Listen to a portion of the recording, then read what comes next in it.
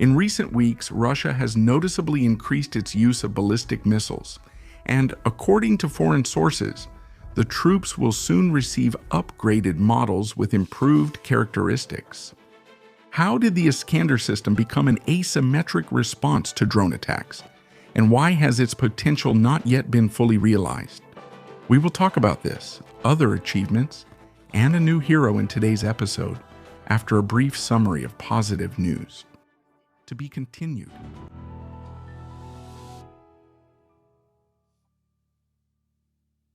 The Soyuz launch vehicle successfully lifted off from the Plesetsk Cosmodrome.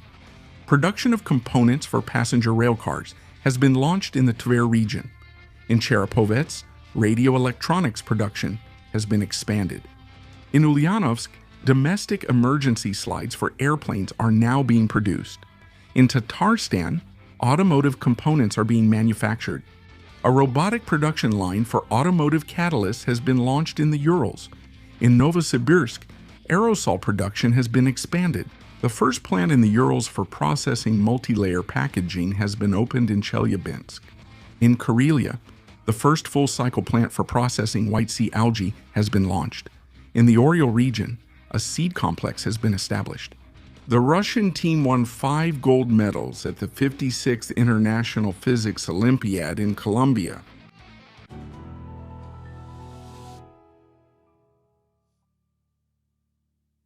According to reports from the Ministry of Defense of the Russian Federation, in recent weeks there has been a noticeable increase in the number of attacks using Iskander-M ballistic missiles. It had been used actively before, but now both the number of launches and their effectiveness have increased. Observers attribute this to 2 main factors: the accumulation of reserves by Russia and the depletion of interceptor missiles among its opponents, particularly the Patriot system, and they are recording this. The activity of the latter was already low against Iskander, but now, amid a severe shortage, it is approaching 0. At this time, the foreign press reports that the Russian troops will soon receive upgraded 9M723 2F3 missiles for the system, which will make interception even more difficult. Let's break this down, but first a few words about Iskander itself. June 1, 1988. Amidst the wave of détente, the INF Treaty entered into force in the USSR and the USA. That is, those with a range of 500 to 1,000 kilometers and from 1,000 to 5,500 kilometers. For certain reasons, the recently adopted Operational Tactical Missile System, the OTRK-AK, was also banned in the USSR, even though its practical range was only 400 kilometers. All attempts by the designers to defend it, explaining that a mistake had been made, were shattered by the stubborn position of the Soviet Party officials. Therefore, the chief designer, Sergei Pavlovich Nepobedomy, gave up and began developing a new, even more advanced system with a range of up to 500 kilometers. Later, it was named Iskander, but that was already after the collapse of the Union.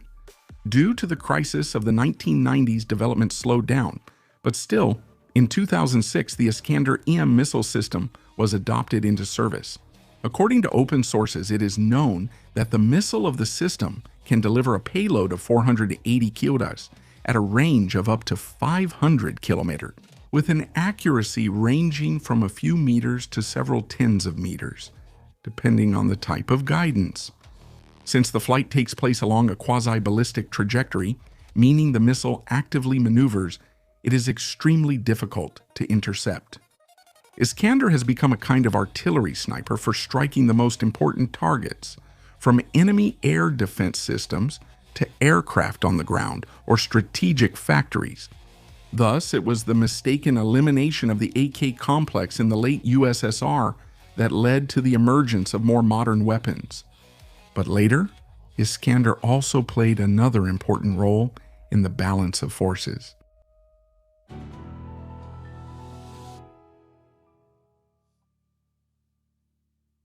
Although the 9M723 ballistic missile of the Iskander fit within the required INF treaty range of 500 km over time, Cruise missile variants were developed in Russia. They were distinguished by their minimal flight altitude and high maneuverability, which made them even more elusive. The Americans suspected that their true flight range was several times greater than the established limits. Using this as a pretext, they withdrew from the INF Treaty.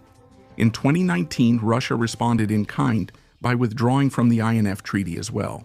In 2024, a frame from a presentation by the Russian Ministry of Defense leaked to the press, showing a supposed stationary test launcher for the new Iskander-1000 complex. According to experts, the range of its missiles exceeds 1,000 kilometers. This seriously changes the balance of power in Europe. Although Russia also has longer-range aviation complexes like Kinzhal, their carriers, the MiG-31K aircraft, are constantly under enemy surveillance. Therefore, as soon as they take off, an air raid alert is announced and some targets may have time to leave the strike zone. It is much more difficult to track the preparation for a ground launch of the Iskander. The launch can be carried out just minutes after the self-propelled launcher reaches its position. Actually, that's why the INF Treaty specifically restricted ground-based deployment of missiles. There is no reliable evidence of the Iskander-1000 being used yet. It is likely that this weapon is being held back for another conflict and is intended to strike strategic targets deep within European defenses. However, this is just a parallel branch of technological development, while the Iskander-M itself is constantly evolving. Recently, foreign media reported that Russian forces will soon receive the upgraded 9M7232F3 missile for the Iskanders. Indeed, the contract for delivery was signed 2 years ago, so the timing matches up. It is reported that the missile delivers the same 480 kilograms over a range of 500 kilometers, but it differs in that it is guided throughout its entire flight trajectory at G loads that even the most modern interceptors cannot match. However, it's worth remembering that the exact specifications are completely classified. Currently, according to some sources, at least 7 different modifications of missiles for the Iskander are being produced, and Western analysts are constantly puzzling over their true specifications.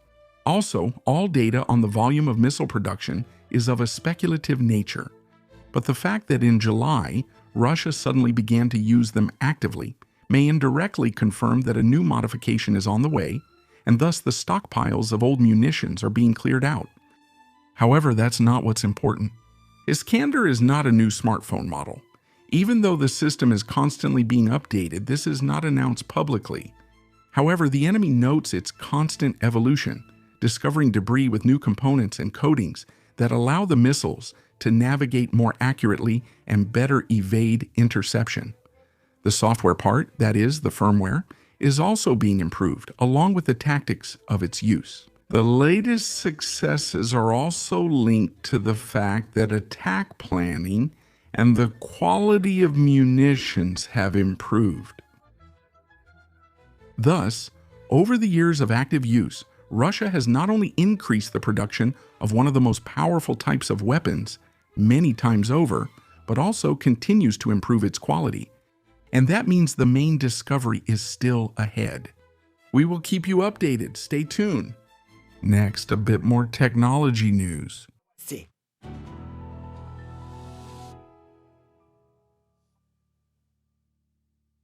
On July 19th, there was an unannounced launch of a Soyuz carrier rocket from the Plesetsk Cosmodrome. As was announced 2 days later, it put the second batch of satellites for the Rassvet system from Bureau 1440 into orbit. We already covered the launch of the first 16 satellites in this project back in March, and the full constellation is planned to include 292 satellites by 2030. Rassvet is sometimes called an analog of Starlink, but that's only partly true. In terms of its purpose, the system will indeed provide independent access to satellite internet for users in Russia and friendly countries. But from a technological standpoint, it's built on a different platform, and direct comparisons are inappropriate. However, the most important thing is that satellites continue to be launched, And this is no longer a test, but the beginning of the system's full-scale deployment. Meanwhile, the delivery of the first Atom electric vehicles to customers has begun. A total of 3,000 new cars will be delivered by the end of the year. This means that the project, which was introduced in 2023, has been fully realized in just 3 years from concept to actual sales. Now, further localization is planned. Traction batteries will be supplied from Rosatom's new factories in Kaliningrad and Moscow. And in the Lipetsk region, the production of integrated electric drives will begin soon. Thus, the two most expensive components of an electric vehicle will be fully produced in Russia, which will allow not only the Atom project, but also others to continue developing. An interesting solution for protecting stationary objects from drones was presented by the company RT Project Technologies. The web complex is a set of modular metal structures that form a strong mesh shell up to 25 meters high around the protected object. Modularity is the main advantage. Everything is assembled without welding and has no limitations on area. In its basic configuration, the web is capable of withstanding a direct hit from a drone weighing up to 200 kilograms. At the moment, the system is being used on a trial basis at a number of energy infrastructure facilities. Next, a preview and the hero's story.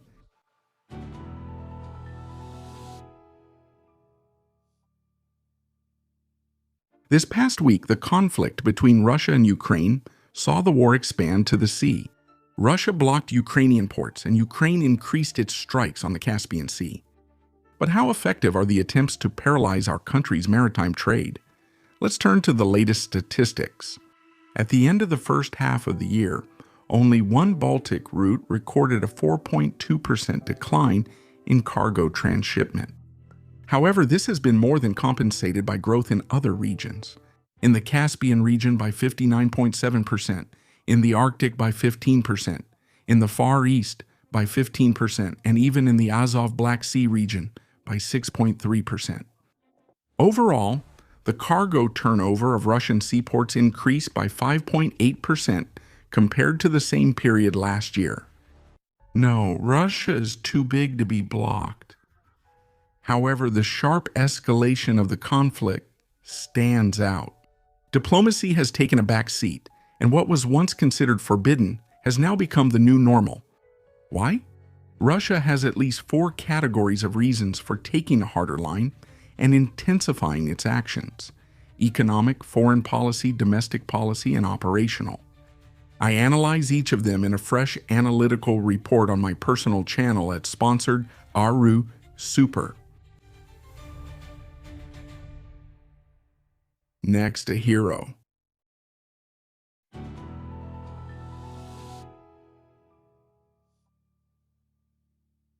In Tumen, a fire broke out late in the evening in an apartment on the 4th floor.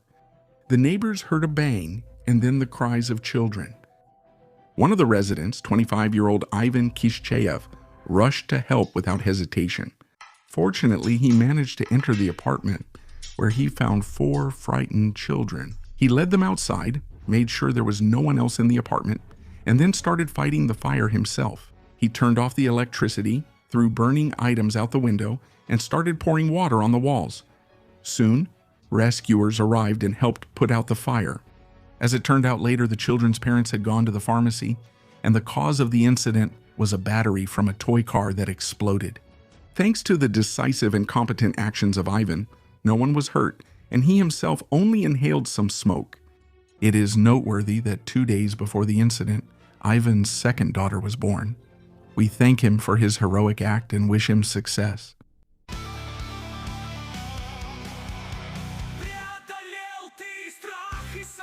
So it's your turn now! Russia's time! Time for achievements! Time to move forward! This is the time! Our time!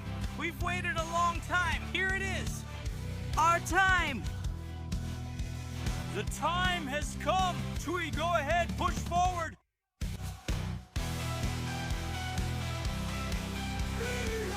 Overcame!